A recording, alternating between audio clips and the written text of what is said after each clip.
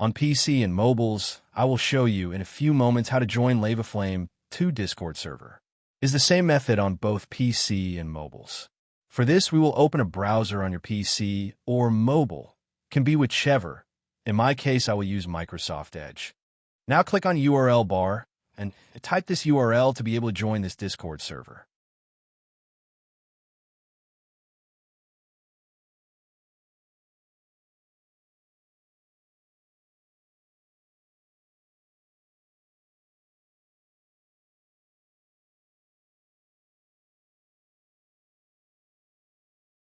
Doing this will automatically start your Discord application if you have it installed.